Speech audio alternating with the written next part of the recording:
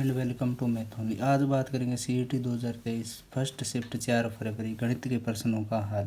तो सबसे पहला क्वेश्चन ये आया है, यदि log 2x + 1 = 2 तो x का मान होगा। तो यहाँ से एक log की प्रॉपर्टी है, देखो log a यहाँ ये आधार है और ये b बराबर हो x। तो यहाँ से एक प्रॉपर्टी याद कर लेना भाई, b का मान क्या आएगा, b होगा जो a की घात किसकी होगी, x का। b का क्या होगा, a की घात x में होगा। तो यहाँ से देखो b बराबर अपना क्या है, x + 2, b बराबर क्या है, x + 1, a बेस क्या है इसका 2 और x का मान भी क्या है 2। तो b बराबर यानी x + 1 बराबर किसके आएगा, 2 की घात कितनी 2, 2 की घात कितनी 2। तो x + 1 बराबर आ गया 4। तो x का मान क्या आएगा, इधर एक इधर भेजेंगे तो 4 - 1 बराबर 3। तो इसका ऑप्शन नंबर कौन सा करेक्ट है, ऑप्शन नंबर है डी। उसके बाद में ये दूसरा क्वेश्चन है, बारंबारता बंटन का माध्य का व माध्य के क्रम से है। तो सबसे पहले माध्य निकालोगे ना, तो माध्य में क्या करना है, प्रेक्षणों का योग बटे, माध्य का फॉर्मूला क्या होता है, प्रेक्षणों का योग बटे प्रेक्षणों का योग बटे प्रेक्षणों की संख्या। तो इस हिसाब से माध्य तो अपने निकाल लेंगे। तो माध्यिका में प्रॉब्लम आती है, तो सबसे पहले जब भी माध्यिका निकालते हैं तो संख्याओं को क्या इस क्रम में लिखना है, बढ़ते हुए क्रम में। तो सबसे पहले तो लिखेंगे संख्याओं को बढ़ते हुए क्रम में। कौन से क्रम में, बढ़ते हुए क्रम में। तो जैसे बढ़ते हुए क्रम में लिखा तो सबसे छोटा अंक यहाँ देखो 7 है, उसके बाद में 10 है, उसके बाद में 12, फिर भी 12 जितनी बार आ रहा है ना रिपीट है तो भी उसको ऐड करना है, फिर 14 है, फिर 16 है, फिर 16 है और फिर 16 कितनी बार है, 3 बार है, फिर 17 और फिर है 19 है। इस प्रकार लिख लिया। फिर क्या करना है, यहाँ से माध्य का बराबर होता है, माध्य का बराबर n + 1/2वां पद, n + 1/2वां पद। तो यहाँ से n कहाँ से निकालें, देखो संख्याओं को गुणो, वो 21 का मान होता है n का। तो यहाँ से 1 2 3 4 5 6 7 8 9 और 10, टोटल कितनी संख्या हैं, टोटल अपने पास यहाँ कोई मिस हो गया, 1 2 3 4 5 6 7 8 9 10 11 है। तो यहाँ से 12 14 आ गया, 16 कितनी बार है, 3 बार, 17 और 19। उसके बाद में एक अंक रह गया, पता नहीं 19। मान लो यहाँ 11 अंक है, तो n का मान क्या आएगा, 11 + 1/2वां पद, यानी यहाँ आ गया 12/2, यानी कितना, 6वां पद। तो 6वां पद देखो किस, यहाँ रह गया कौन सा, 15, ये 15 रह गया, तो 15 यहाँ आएगा, 16 और 14 के बीच में क्या आएगा 15। तो फिर देखो 1 2 3 4 5 6, 6वां पद भी अपना 15 है। तो यहाँ से माध्यिका इसकी क्या आएगी, माध्यिका क्या आएगी 15। तो अब माध्य 14 भी आ सकता है, 16 भी आ सकता है। माध्य निकालोगे आप प्रेक्षणों का योग बटे प्रेक्षणों की संख्या से। उसके बाद में इसका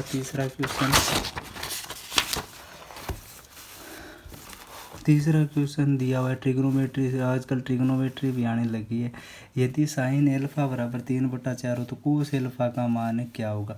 तो सबसे पहले आपको पता होना चाहिए लाल बटा कक्का। तो ये मान किसका है, साइन का। ये मान किसका होता है, कोस का। और ये मान किसका होता है, टेन का। एक समकोण त्रिभुज है, समकोण त्रिभुज है, साइन एल्फा मान लो, एल्फा मैं यहाँ मान रहा हूँ। तो साइन ये 90 डिग्री का कोण है, तो साइन थीटा किसके बराबर है, लंब बटा कर्ण। ये भुजा लंब है और एक भुजा कर्ण है। लंब तो इसका ये हो गया 3 और कर्ण कितना है 4। अब यहाँ लगे आधार निकालना है, तो किस प्रमेय से निकालते हैं, पाइथागोरस प्रमेय से। तो कर्ण स्क्वायर बराबर किसके होगा, आधार स्क्वायर प्लस लंब स्क्वायर।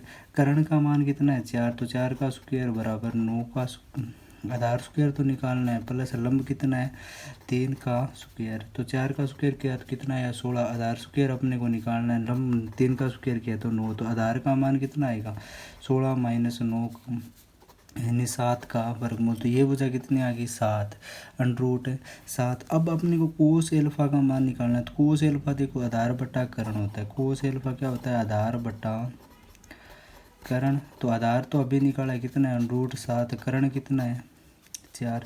तो इसका ऑप्शन नंबर कौन सा करेक्ट होगा, ऑप्शन नंबर डी, √7 3/7। उसके बाद में अगला क्वेश्चन है गुणनखंड से। यदि x³ + kx² - 2x - 24 का एक गुणनखंड x - 2 तो k का मान ज्ञात है करो। तो ये गुणनखंड जब भी दोगे ना, ये गुणनखंड दे रखा है, ठीक है, इस बहुपद का गुणनखंड है, तो पहले तो मान लो x माइनस 2 बराबर क्या पुट कर दो, 0। x बराबर माइनस 2 बराबर 0, जो गुणनखंड दिया है वहाँ 0 लगा दो, तो x का मान यहाँ से क्या आएगा, तो ये दो इस बहुपद मेरे को मान लो, बहुपद को मैं माना हूँ p x, x cube plus के x square minus 2x minus का 24। तो दो का मान जहाँ जहाँ x है वहाँ क्या रख दो, जो दो बराबर क्या लगा दो, 0।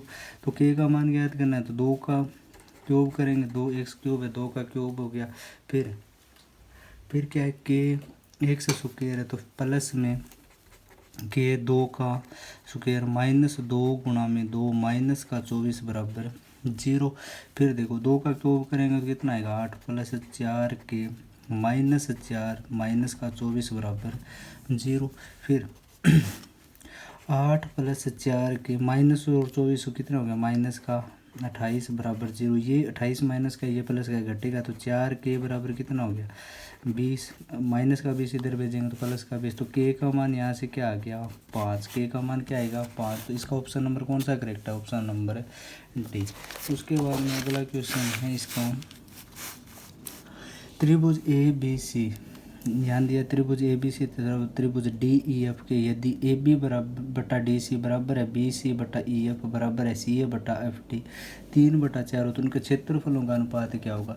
तो जब भी ये त्रिभुज है ना, जो भुजाओं को दे रखे, तो ये कौन सा त्रिभुज होता है, समरूप त्रिभुज। कौन सा होता है, समरूप त्रिभुज। अगर समरूप त्रिभुज है तो एक सूत्र याद रखना भाई, क्षेत्रफलों का अनुपात क्या होता है, क्षेत्रफलों का अनुपात क्या होता है, भुजाओं का जो अनुपात दिया है ना, भुजाओं का अनुपात का स्क्वायर कर दो, अनुपात का स्क्वायर कर दो। यहाँ 3/5 दे रखा है, तो 3 का स्क्वायर बट्टे 5 का स्क्वायर यानी 9/25। तो इसका ऑप्शन नंबर कौन सा करेक्ट होगा, ऑप्शन नंबर है बी।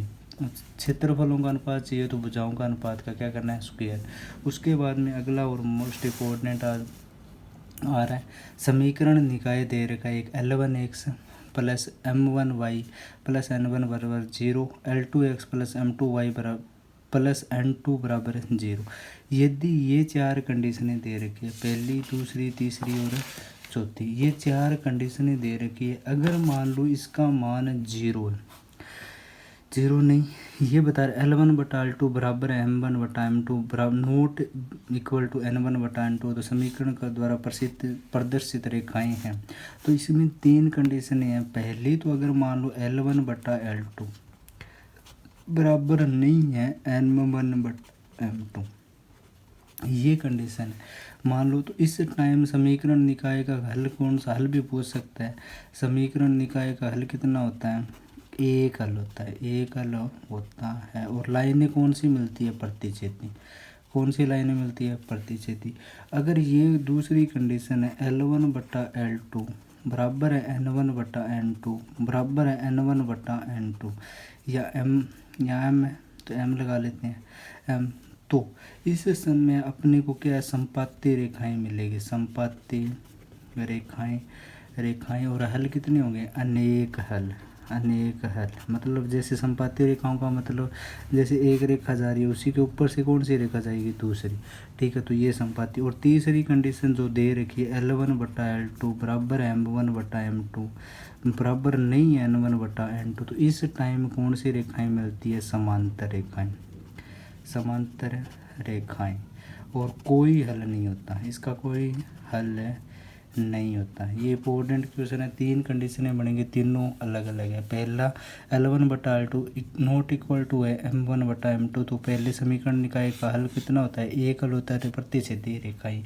फिर दूसरा, अगर तीनों बराबर तो संपाती रेखाएं अनेक हल, और 2 बराबर तीसरा बराबर नहीं है तो समांतर रेखाएं कोई हल नहीं है। उसके बाद में अगला क्वेश्चन इसका दे रखा है,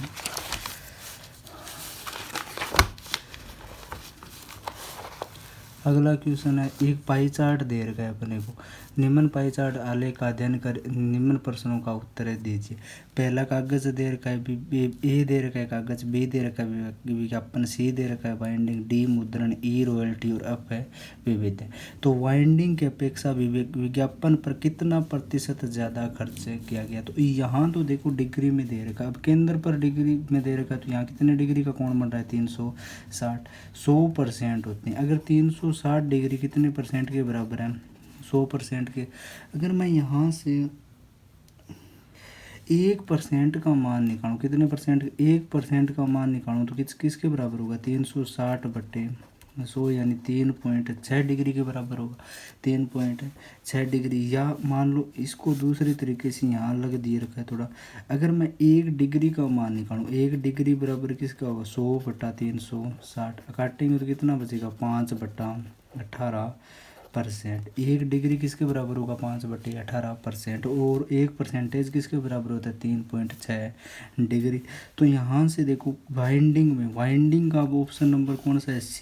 सी पर कितना परसेंट है? सी पर कितना डिग्री है? 45 डिग्री। विज्ञापन में देखो, विज्ञापन अपना है बी पर कितना है? 54, बी दे रखा है 54। अब पूछा है भाई कितना प्रतिशत ज़्यादा खर्च किया गया? ज़्यादा किस पे खर्च किया गया है? वाइंडिंग पर। ज़्यादा किस पे खर्च किया गया है? विज्ञापन पर। और वाइंडिंग पर 45 डिग्री है।